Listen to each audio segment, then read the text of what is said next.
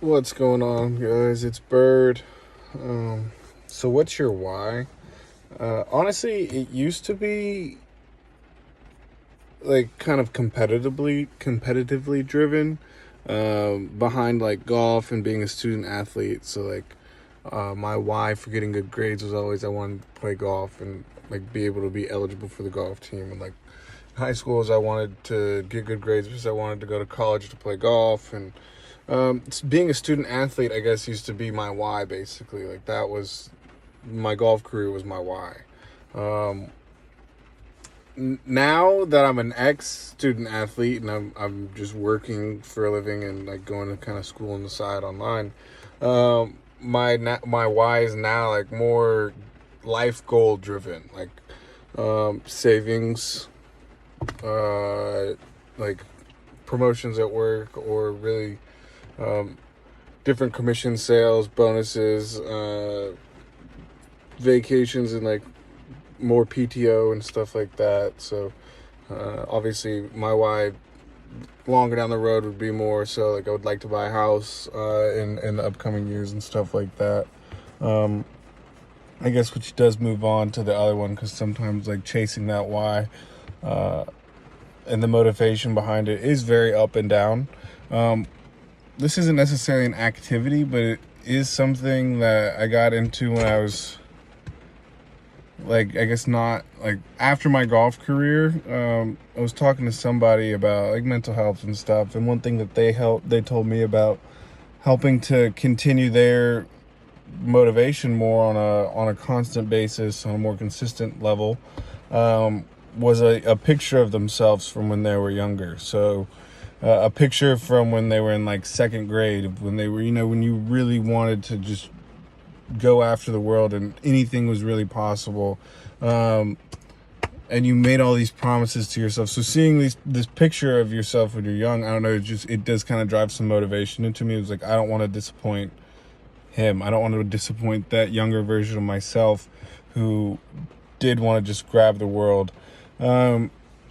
So that's kind of one thing that I do is I just kind of look at a picture of myself and just keep it on my desk, in my room and at work. So it's just kind of something that I come across. So when I find myself being lazy, I'll take a glance at it and be like, I should kind of get back to it.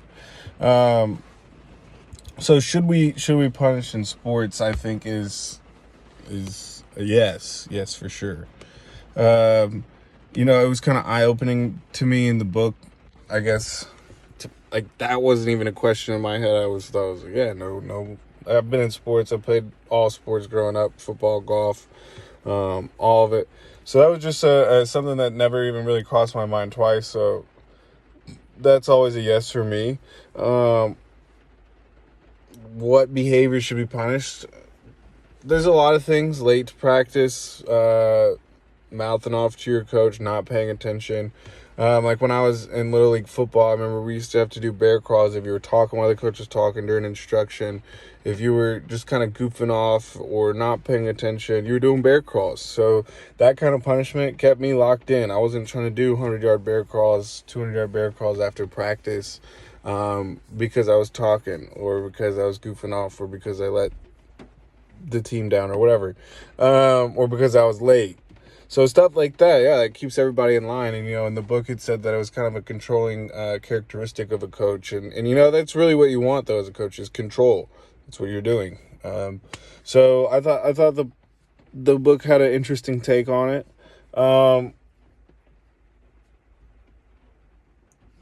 and I do think that physical activity and sport go hand in hand. So I think all sports should have physical activity. Golfers are much more fit now. Way more into working out and physical activity.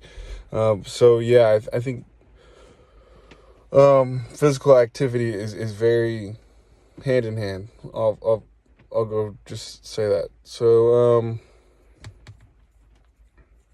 a nugget that I took away this week was probably one of the videos talking about motivation and environment and changing your environment, and kind of, I guess, the motivation that comes behind that. So doing homework in my bed versus at a desk is a great one for me. Or really just lounging inside versus out, or really just anything with that energy that comes from being outside. So environment definitely does matter a lot. It's a gloomy day, 10 days in a row, you start feeling a little blah. So environment is huge for me, and I thought that was a huge nugget, that it was like just kind of confirmation for me to hear that. So that was cool. Didn't mean for this video to be five and a half minutes, so I'm not sure that happened, but you guys have a good rest of the week.